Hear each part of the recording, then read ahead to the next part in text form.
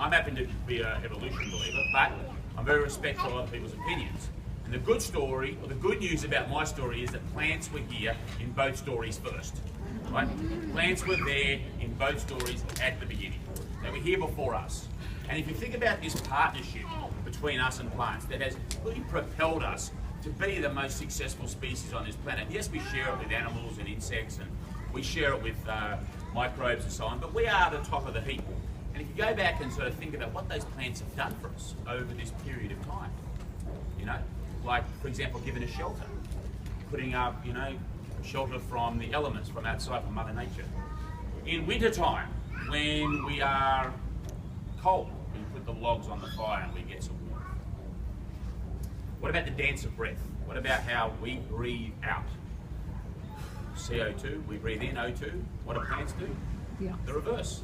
They take in that CO2 and put out O2. So beautiful dance of breath and a partnership there, which is very special.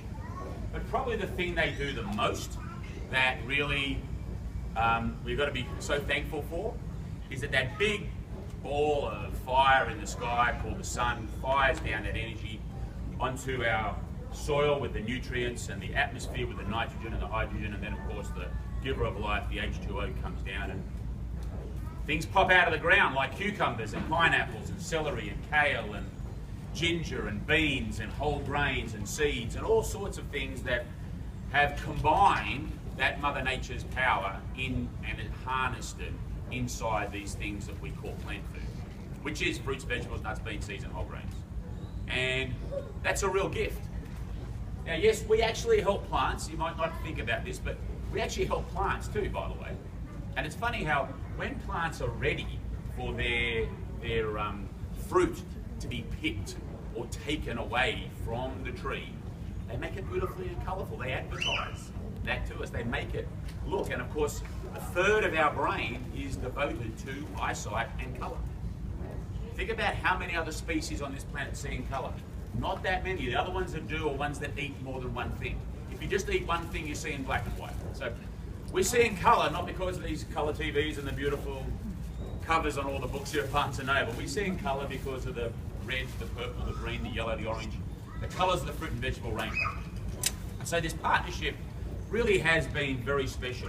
And you know, if you might say, well, why am I talking about it? What's important? Well, I think it's really important to be aware of that, to be thankful for that, and to have knowledge of that. Because I can tell you, me at 17 years of age, when I left home, I was completely arrogant and ignorant of that partnership, of that special love that Mother Nature had given to all of us, to my relatives, to your relatives, to all the humans that have come before. And what I effectively did was that I left home. I was under, some of you might know these rules.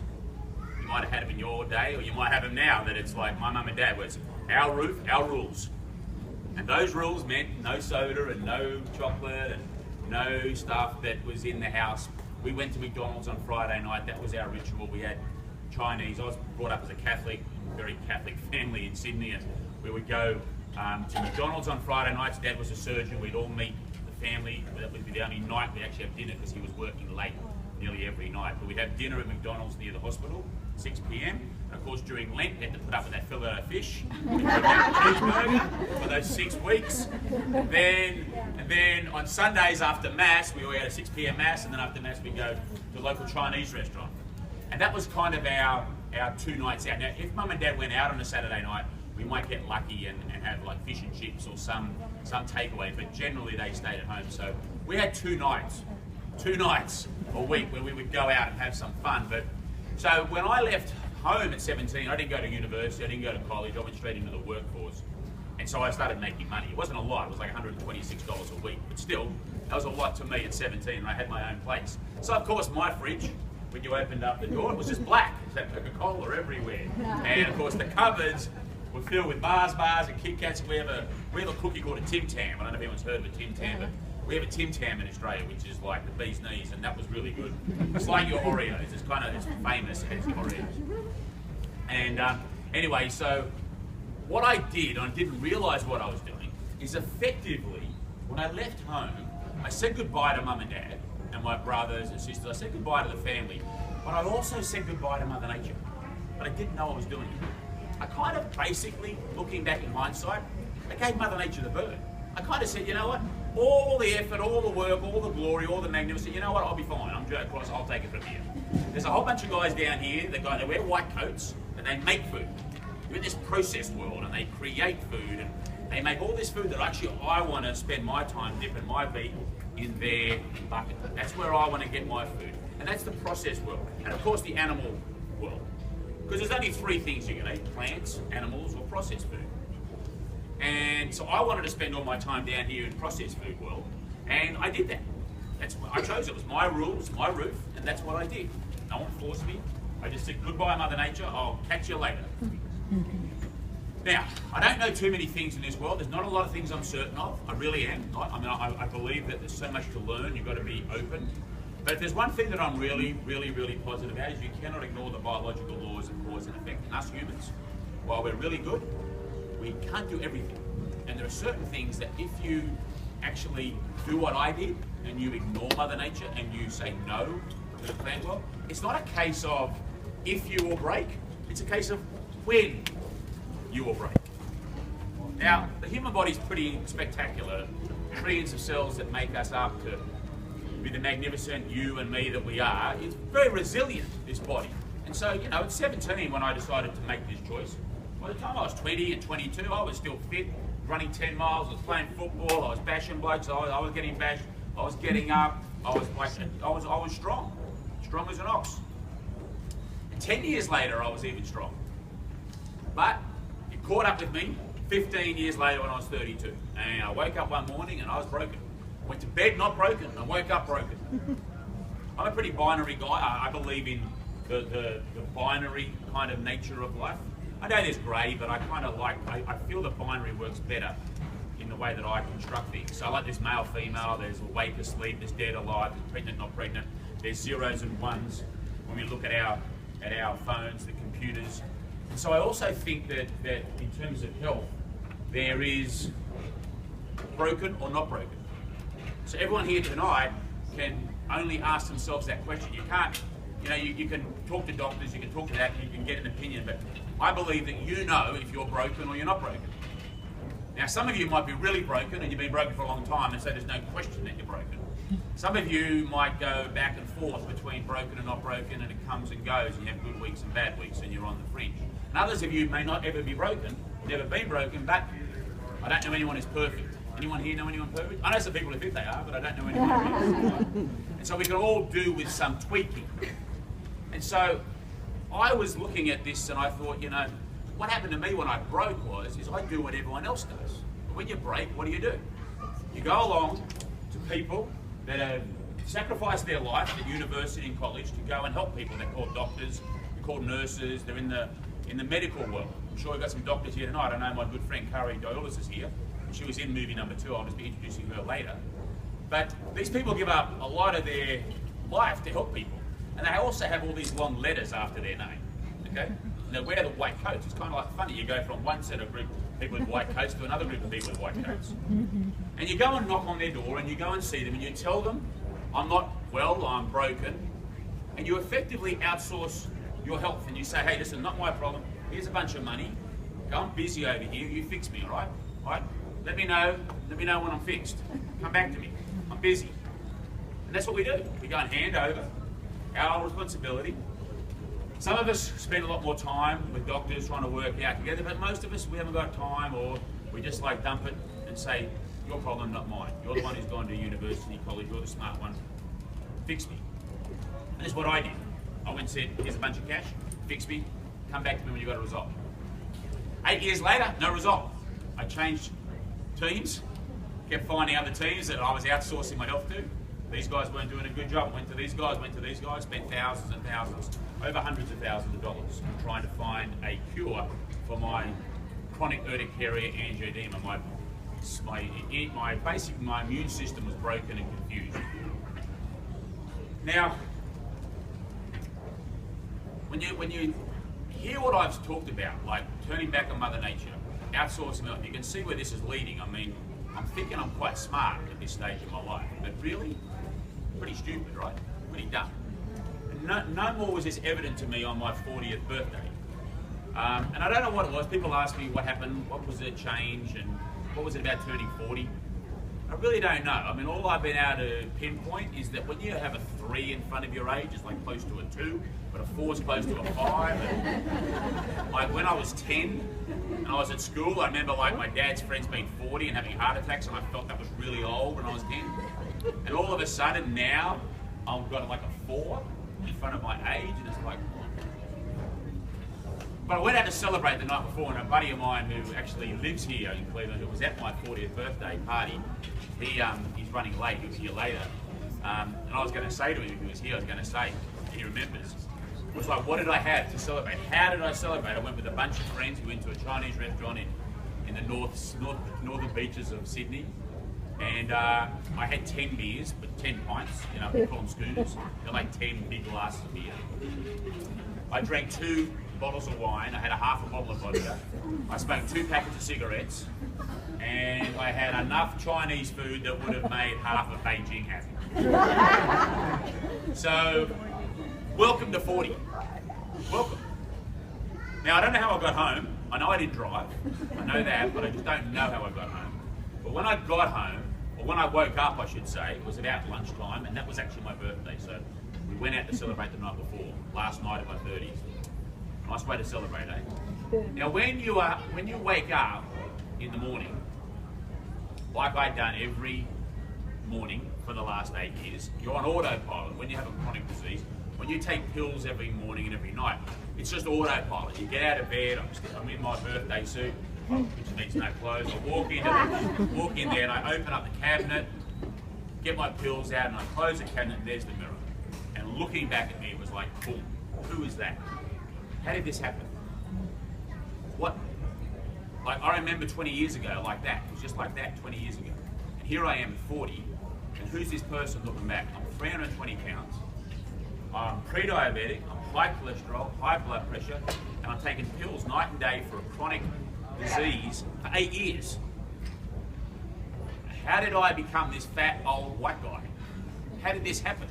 Like, just yesterday, I was like able to look down and see my shoes. Now I look down and just see this. I was getting sick of people asking me when the twins were due. It was like, how did this happen?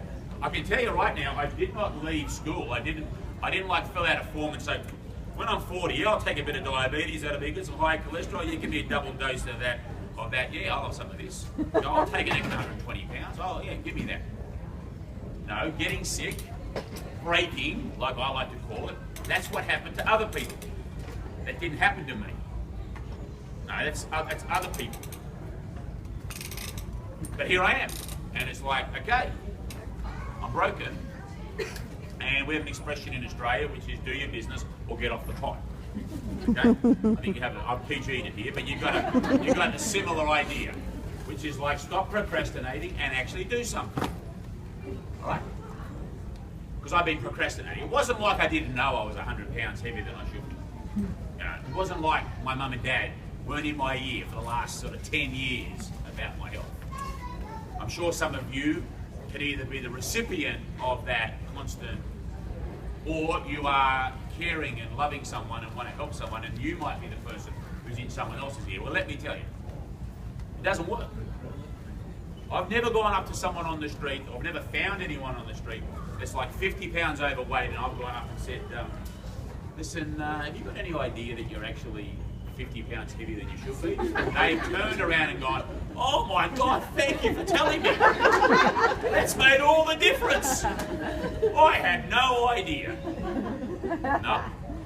You know if you've got 1 pound more than you should have. You don't need anyone to tell you. Hands up all the people there who love being told what to do. Hands up. How about all the people who love telling people what to do? Yeah, all that, and there's the problem. Right there. So even though my friends and family cared about me and they wanted me to be good, all the talk, all that just falls on deaf ears. It actually makes you go the other way. So little lesson there, if there's someone you care about, best way is to not say anything and just to lead by example. I got to say, the best way to change the world is to change yourself. Now, back to this conversation where I'm in the mirror having a hard, good, honest conversation. And what am I? I'm looking in the past, I'm seeing that I'm 20, and so I had a time machine out. I'm actually gone back and seen how amazing I was and how disastrous I am now, so I thought, hey, I've got a time machine out, I may as well go forward and see what the next 20 years look like. So I went forward to 60. And being a chartist, being a guy in finance all my life, I knew that I had to look at trends. So I'm like 180, 190 when I'm 20, I'm 320 when I'm 40, I've got no problems, no medication, I'm fit as a fiddle, I'm a disaster. What is it going to look like? You don't need to be Einstein to work out that maybe I won't even make it. Maybe and if I do make it, what's my quality of life going to be like? So that was like a very come to moment, like there was a moment there that I realized that I thought I was like invincible, I thought I was smart, but in actual fact, I was really dumb. I was really stupid. And it didn't matter how much money I had, it didn't matter about any of that, that was irrelevant. What was only relevant was actually doing something about this and changing that trajectory. Having the foresight to realize that if I don't do something now, that's where I'm going. What to do? What to do? And how to go about it. So I realized that I needed to do something, so I said, right, I'm a smart guy, I'm a business guy, I'm going to create a startup which will be fixing Joe. What's the problem? I'm fat, I'm sick, I'm nearly dead. If I just worry about the fat and sick part, maybe they're nearly dead, I won't need to worry about it, so I've got really two things to worry about. So I decided then and there on that morning of my 40th birthday that I was going to do my business rather than get off the pot. I was going to do something about it. The first, I had such a massive hangover, I went to McDonald's for lunch. To be honest, I had my 2 Big Macs, my quarter pound with cheese, my cheeseburger, my chocolate shake, my large fries and my Diet Coke, because I was a bit worried about 4,000 calories I just had. So I didn't make all these changes overnight, but it's funny, when you actually decide to make a change, all of a sudden perspective changes. You start listening and you start hearing things, as opposed to being blocked and not, don't talk to me, don't talk to me. When you personally decide to make a change, you're open. Now what people say to you, when you ask them, actually means something. So one of the first things I remember hearing and understanding was that 70% of all disease in the Western world is caused by lifestyle choices. I'm going to say that one again. 70%, more than 2/3, all illness, all pain, all suffering, all disease is caused by lifestyle choices. Well, that was really like, boom, wow, didn't know that. Didn't know that. What are those lifestyle choices? Well, there's 6 of them, 6 big ones that wrap up the majority of what we just talked about, those 70%. And they are, leading the pack, number 1 is smoking. That's the biggest impact, smoking. Second and third tied is lack of exercise and movement and what we eat and drink. And then you have the next cluster of 3 grouped together, not far behind, which is sleep, management of stress, and love and intimacy in our life. They are the big 6 lifestyle choices that are impacting 70% of all the disease in the Western world. Now, being a binary guy, like I told you before, 70% means that it's happening because of our own choices. That must mean that 30% is just bad luck. It's just like, we'll put this in the unlucky category. So I actually created 2 categories. I said, okay, I've got to work out which one am I in. Am I in the unlucky category over here where it's just genetics bad, blame my parents, or wrong place, wrong time, caught something off some coral reef, some injection, something flew through the air and I just happened to breathe it in and it got me. Bad luck. Or over here, which is the insanity group, the crazy, stupid group, which is just doing all of this to themselves, to myself. So we're going to call it the unlucky group and the insane group. Now, for the first time in my life, I wanted to actually be in the insane group. Never wanted to be with the insane people before. But now I did. Why? Because if I'm over there, I've got a shot at fixing this. I've got a shot at not being broken anymore. Because I've been broken for way too long. I've been broken for 8 years, and I didn't like being broken. I did not want to be broken. I wanted to be fixed. So now I'm trying to work out this sick part. Like the fat part could wait. I was just thinking about the sick part, the sick part, the sick part. And it occurred to me that that Mother Nature story I told you, that's really where I'd most likely gone wrong. I started looking at the facts that I guess I smoked, because when I went down that list I failed and everything, but yes I smoked, but I really felt my inner core that it was what I was eating was probably not where it should be. So when I started to realise the power of Mother Nature and what she had done and how ignorant and stupid I had been, I kind of realised that I needed to re-engage with her. I needed to go and basically, I'd been a bad friend, I'd been a bad son, I'd just been bad. So what do you do when you've actually let someone down? What do you do when you've done the wrong thing? What do you do when you have been, so insolent, so arrogant, so wrong for 23 years? You go down and knock on the door. Now, unlike a lot of other women in my life, she opened it on the first knock. Said, Joe, boy, crikey, you look different from the last time I saw you. I said, yeah, I've been off there with those white coat people. He said, what can I do for you? I said, well, listen, I figure I've done the wrong thing. I'm here to apologise. Will you welcome me back in? And she said to me, Joe, you know what? Lip service, words, all free. I need to see action. What are you going to do? What's the action? You've got to show. Like anything, when you do the wrong thing by a friend, just saying sorry is a start, but now you've got to show action. So I needed to, really show Mother Nature that I was committed. And this took a little while to grasp with and come up with, but I kind of figured that I'd been living down here on what I'm going to call the fun food, which was processed and animal, and I had been staying away from what I'm going to call essential food, her food, plant food, fruits, vegetables, nuts, beans, seeds, and whole grains, and probably only getting about 1 or 2 or 3 or 4% maybe of my total calories from this group. Now the average American, average Australian is just getting 5%, so I wasn't too far from the average. The average American, Australian person from Great Britain, Canada is getting 95% of their calories from what we call the fun part of town. So I felt that in order to really show Mother Nature that I had a commitment, I kind of realised that I had done a crime. And the crime was I was treating my body like a toxic waste dump. No respect for my body. So I had to do now some time for the crime, which meant I created Fruit and Vegetable Prison. I came up with this concept that I need to lock myself up in fruit and vegetable prison. I need to say no to process, no to animal, and only plants. Because just doing a couple of juices and adding some celery to my Big Mac, or that wasn't enough of a commitment to Mother Nature. That wasn't really showing her that I meant business. I wasn't like, I'm here, I'm sorry.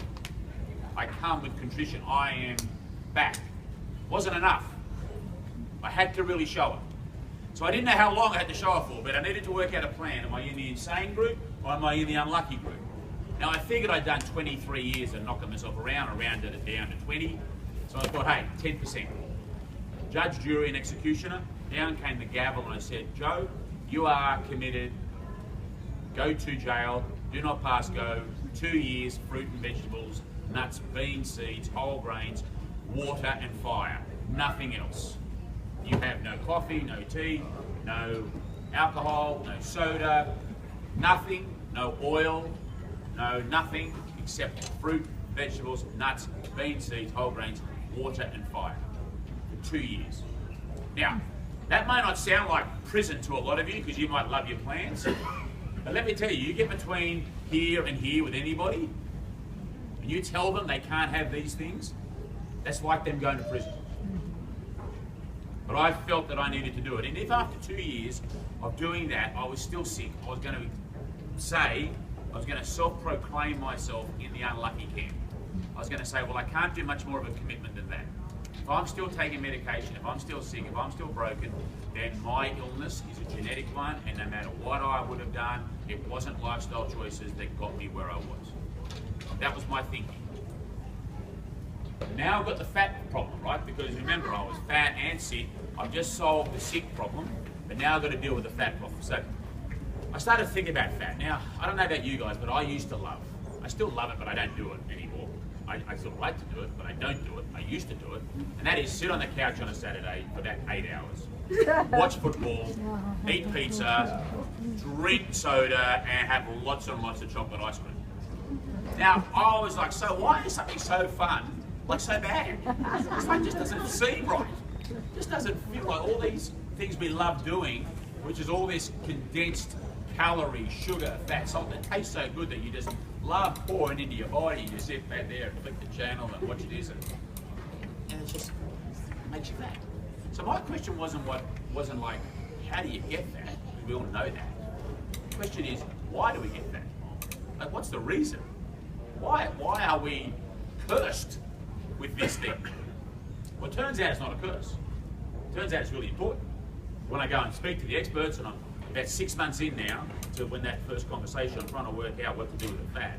I learned that we have this ability to store fat for two main reasons: to regulate body temperature and to store it up for lean times, when Mother Nature doesn't give, because Mother Nature once again is binary, feast and famine. All our ancestors, every single one of your ancestors, not one of you has ancestors that have not gone through feast and famine. That was part of our history, except for like 120, 130 years ago, it stopped happening. But before that, we had feast, famine, and you would live through them in your whole entire lifetime. And it was a blessing if you had lots on you to go through the feast. The famine, I should say. So now I'm realizing, now it's all coming together, that essentially my body was actually looking after me. My body was doing the right thing by me. My body was doing exactly what it had done for my grandparents and their grandparents and so on and so on and so on back. That on my 40th birthday, when I was standing there at 320 pounds, my body was saying to me, Joe, don't worry, I've got you covered. When that famine hits Sydney, by crikey, you'll be the last person standing. No one will be standing more than you. Now, if you think about it, if I took someone here who was of perfect weight as defined by whoever the rule book says, what's perfect weight, whoever says, if we took someone from that scale of perfect weight, and I took someone who was 100 pounds heavier than they should be, and I took them to an island in the Pacific, and as long as there was shelter, as long as there was fresh running water, no food, I dropped them off. I came back in 12 months. Who'd be standing? The big guy would still be there. In fact, I guarantee you the big guy would never look better. And he'd be really happy too. He'd have the femur of the other person as a toothpick sitting there. Right? The other guy would have gone. Generally, a person of normal weight lasts about 270 days without food. We know that from the hunger strikers. You go and look up how long hunger strikers last, around that sort of time. 250 to 270 days. Long time without food. You've actually got a lot of food on you, and your fat and your muscle. And of course, your body's really smart. It doesn't eat away at really important things first. Like, you know, if you sort of go a weekend without food, you don't wake up Monday morning with no eyeball because your body sort of digested an eyeball. Your body's a lot smarter than you'll ever be. It takes away and starts burning the stuff it needs the least. Okay? The stuff it needs the least. And if you think about famine, famine is in so much of our history. Look at the big four religions, the ones that have the most members on our planet. Christianity, Hindu, Muslim, Buddhism. They all have fasting in them. What about animals? Anyone here in the horse racing industry would tell you that how does a trainer know if their horses are healthy? After they've raced, how much food do they eat up? Babies, when they're sick, they tell us 3 ways they're not happy. Screaming and crying, a temperature, or they go off their food. This idea of not eating is part of an innate thing in humans. We've just forgotten all about it because there's no money in fasting. The most expensive real estate in America is right here. 330 million of you live in this country. You eat 3 times a day, and a lot of you eat more than that. But let's just say you're having 3 meals a day. That's 1 billion meals a day. 1 billion. There's a lot of money invested in that. Not a lot of money in fasting. So this idea came to me that, well, this is good, I've just got to not eat. I've just got to create my own famine. But now I'm at loggerheads with the idea of going to fruit and vegetable prison where I'm going to eat the plants to get the nutrients to get well again, re-engage with Mother Nature, and now I'm talking about just drinking water. So I had a problem. Enter the world of extracting water from plants. Because what's a cucumber made up mostly of? Water. What's a pineapple made up mostly of? Water. All these plants are actually majority water. And when you extract the water out and you drink the water filtered through plants, you're drinking lots of water with colour. And what's the colour? The colour's the sunlight that's been harnessed. It's the micronutrients. It's the phytochemicals. It's the vitamins, the minerals. It's the phenolic acids, tens of thousands of what we call micronutrients. This is freebasing Mother Nature. This is a garden in a cup. This is drinking liquid sunshine. So it dawned on me that most prisons have this thing called solitary confinement. So I thought, well, when I don't go into my sentence and do my 2 years, I should do 60 days of just drinking juice. And that'll start me off on my 24-month stint. So you saw the movie, and that's what I did. Now, in the first movie I made, when it didn't have Phil in it, all this background was there because this was the movie I was making. But when Phil came along, we had to kill that movie and crunch it down so that my story was just the first 40 minutes and then Phil would be the last 40. But this was the logic of my reasoning I came to do what I did. Now, as you know, most prison sentences, this is the time where normally in the beginning of the tour I was asking, anyone been to prison? And you can tell me, but then I realised that wasn't working, so I stopped asking. But most prison sentences, no one does the full term. You all get out on good behaviour, right? And like anyone else, I was let out after 5 months. I didn't need to do the 2 years. 60 days of juice, 90 days of eating plants, and of course drinking juice. I cheated once. Well, I won't say I cheated, I was forced to cheat. My mother gave me a shrimp on Christmas Day and said, have this. And she was worried about me. But apart from that moment, I did not have anything other than that one shrimp on Christmas Day. Otherwise, I stuck exactly to my prison sentence. 5 months, 100 pounds lighter, no medication, not sick. When they looked at the numbers, everything was perfect. Everything. The body had completely reset it and rebooted itself because I did two things. I got out of the way and I let Mother Nature get in the way. So I was broken and now I'm not broken. And ever since then, which was March of 2008, so we're 7 and a bit more years, I've been sick maybe 5 times, and when I get sick, it's no more than like 36 hours. Yeah. I took 1 course of antibiotics. It's the only pills I've ever had. I had my blood tested last year. It was the only time that my cholesterol had bumped up. But I've been having too much red meat, so I took that down. Cholesterol came back to normal. I take vitamin D. Had to last year, spending too much time up in your country. And I took a probiotic. And that was it. But apart from that, that's been what, no tablets, no pills, no Advil, none of that. And I don't get sick, and I think you can tell if you follow me. I do a lot of traveling, I work hard, I'm on the move a lot. I'm shaking a lot of people's hands, I get a lot of germs on me. And I don't get sick. Now, I must be doing something right. And by the way, I'm not perfect. You can tell, look at me, I'm not perfect. I do not need to run around the shower to get wet. Think about that. Okay, got it, right? So, what I've just talked about is the first half of our little chat is for all those people here that are broken. If you're broken, you may need to do something quite extreme. Why is it extreme? Well, it is. Just living on plants is really extreme. Like people say, Joe, do you think drinking juice for 60 days is extreme? Of course it's extreme. Are you kidding me? Try it. How many people here have done it? It's hard, isn't it? It's not easy. The rewards are amazing, but it's not easy.